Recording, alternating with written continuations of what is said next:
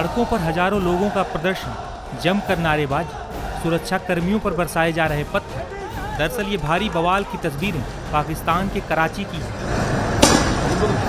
जहां हजारों की संख्या में प्रदर्शनकारी अमेरिकी वाणिज्य दूतावास की तरफ जा रहे थे। हालांकि जब पुलिस और सुरक्षा कर्मियों ने उन्हें रोकने की कोशिश की तो वही हुआ जो पाकिस्तान में अमूमन होता है। प्रदर्शनकारियों ने धुआंधार पत्थर बरसाने शुरू कर दिए, जिसके बाद सुरक्षा कर्मियों का गुस्सा भी फूट पड़ा और जमकर डंडे और आंसू गैस के गोले चले। हमारा एक मकसद है कि इस्राइल ने एक बर्बरियत, एक जाहरियत की है। हम उस सैयद मजलूम शहीद से इजहार यकजहती और अमेरिका इस्राइल से इजहार नफरत के लिए सड़कों पर आए हैं। बता दें कि 27 सितंबर को लेबनान की राजधानी बेरूत में इजराइल ने हिजबुल्लाह के हेडक्वार्टर पर लड़ाकू विमानों से बम बरसाए थे। तस्वीरों में नजर आ रही इन इमारतों के बीच एक बिल्डिंग के नीचे बंकर में हिजबुल्लाह का हेडक्वार्टर था। इजराइल लंबे समय से हिजबुल्लाह चीफ हसन नसरुल्लाह की लोकेशन ट्रैक कर रहा था।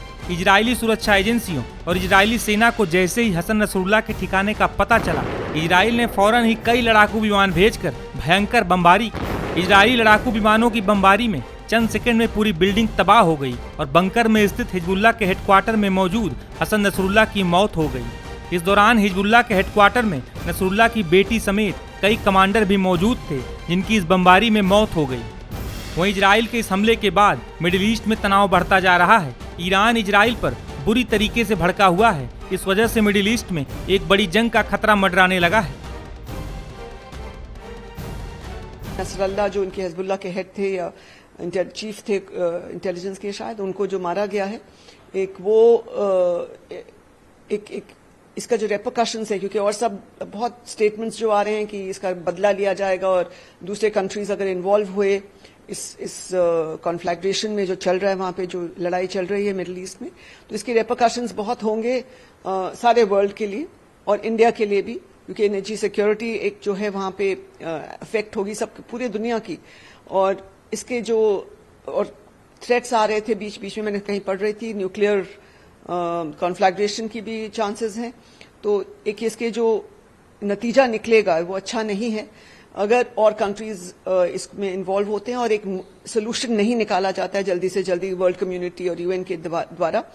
और जो प्लेयर्स इन्वॉल्व हैं इसमें पूरे मिडिल ईस्ट में के कॉन्फ्लैग्रेशन में, जो वॉर में, इसको सॉर्ट आउट करने के लिए पीसफुली अगर नहीं एक्शन लिया जाता है जल्दी, तो इसके जो नतीजे हैं वो अच्छे नहीं होंगे दुनिया के लिए भी और इंडिया के लिए।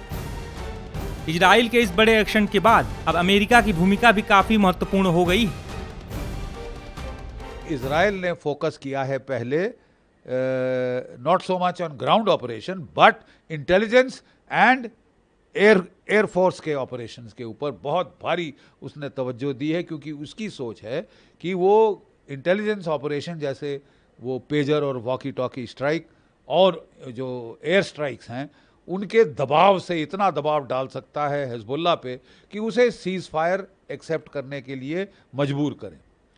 जो बाइडेन भी यूएन जनरल असेंबली में कह रहे थे कि सारे देशों को दबाव डालना चाहिए कि 20 दिन 21 दिन का सीज फायर हो, लेकिन इजराइल ने साफ मना कर दिया है कि साहब जब तक हमारे लोग सुरक्षित नहीं हैं हम कोई सीज फायर एक्सेप्ट नहीं करेंगे और हम जो है ताबड़तोड़ हमले करते जाएंगे जब तक या तो हिजबुल्लाह सीज फायर एक्सेप्ट करे और अपने फोर्सेस को विड्रॉ करे। याद रहे कि 1982 की लड़ाई में इजराइल ने हमला किया था, ग्राउंड अटैक, और लितानी नदी के पीछे धकेल दिया था हिजबुल्लाह को। उसके बाद वो फिर आगे आ गए थे जब वो ख़त्म हुआ ऑपरेशन, और फिर 2006 में दोबारा हमला किया था इजराइल ने बड़ा ज़ोरदार, और उसके बाद ये तीसरी बार है जबकि वो ताबड़तोड़ हमले कर रहा है, प्रीएम्प्टिव स्ट्राइक्स कर रहा है, काफ़ी नुकसान पहुंचा दिया है उसने हिजबुल्लाह को। कई मिलिट्री एनालिस्ट की सोच है, एलिस्टेयर क्रुक वगैरह की, कि साहब ये मेरा ख्याल इतना नहीं है कि हिजबुल्लाह की कमर टूट गई है, लेकिन साफ विदित है कि साहब वो स्ट्राइक बैक नहीं कर रहा। अब क्यों नहीं कर रहा? Is it as per strategy की अभी नहीं, थकने दो इनको। और गौरतलब है कि इजराइल की डिफेंस फोर्सेस 1 साल से लगातार लड़े आ रहे हैं, मोबिलाइज हो चुके हैं, 1 साल हो गया, वो भी थक रहे हैं, उनको भी वापस इंडस्ट्रीज पे जाना है, इकोनॉमी का ख्याल करना है। तो कब तक इजराइल सस्टेन कर सकता है? क्या ये स्टेमिना की लड़ाई होगी? कि किस में स्टेमिना ज़्यादा है। वो जो शिया हैं वो तो बहुत सारी सफरिंग एब्जॉर्ब कर सकते हैं, मार खाने के लिए तैयार हैं वो बिल्कुल, क्योंकि कुछ है ही नहीं खोने के लिए खास। तो अब ये शायद जो स्टेमिना की लड़ाई हो जाए कि कौन ज़्यादा देर टिक सकता है। और जब अगर आज जो है वो पुष्टि कर रहे हैं कि हमने नासरुल्लाह हसन को मार डाला है, टॉप लीडर इसके, तो हिजबुल्लाह भी गुहार लगा रहा है ईरान को, मेरे आका बचाओ। उसने हथियार दिए, रिंग ऑफ फायर बनाया है चारों तरफ इजराइल के। ईरान ने प्रॉक्सी वॉर लड़ रहा है, क्योंकि बहुत इंटेलिजेंटली वो खुद नहीं लड़ना चाहता जब तक कि उसकी सॉवरेन टेरिटरी पे हमला ना हो, ठीक है। तो इसके चलते उसने अप्रैल में एक झटका दिया था कि साहब हम भी पलटवार कर सकते हैं, ये मत सोचना कि आप ही एक हो जो मार सकता है। तो इज़राइल भी तब से बड़ा इच्छुक है कि किसी तरह ईरान को प्रोवोक किया जाए, हिजबुल्लाह को इतना प्रोवोक किया जाए कि वो लड़ाई को बढ़ाए, मजबूर करें अमेरिका को लड़ाई में आने में, और फिर अमेरिका और ईरान मिलकर अमेरिका और इज़राइल मिलकर ईरान का बैंड बाजा बजा दें। इससे एस्कलेशन बहुत भारी हो सकती है। मुझे तो अंदेशा है कि अगले कुछ दिनों में हिजबुल्लाह अपने मिसाइल स्ट्राइक्स को बढ़ाएगा। मैं नहीं समझता कि वो चुपचाप से धूल चाट लेंगे, थूका चाट लेंगे और कह देंगे हाँ जी हम सीज फायर मान गए, हम हट जाएंगे, जब तक उनको बहुत खासा दर्द ना हो, राइट। तो क्या ये जो पनिशमेंट लेवल है वो काफ़ी है? अब वो भी हर रोज़ कुछ ना कुछ रिटेलिएट कर रहे हैं, इतना ज़्यादा रिटेलिएशन नहीं है। ये कुछ समझ नहीं आ रहा कि या effectiveness of Israelis counter strikes है या deliberate decision not to escalate, क्योंकि ईरान के जो प्रेसिडेंट साहब हैं, जो मॉडरेट हैं, और जो यूएन जनरल असेंबली में जाके बोला कि इज़राइल हमको प्रवोक कर रहा है, हमको ट्रैप में फंसाने की कोशिश कर रहा है कि हम कुछ करें जिससे वो और अमेरिका मिलके हम पे स्ट्राइक करें, तो हम इतने अक्लमंद हैं कि हम इसमें झांसे में नहीं पड़ेंगे।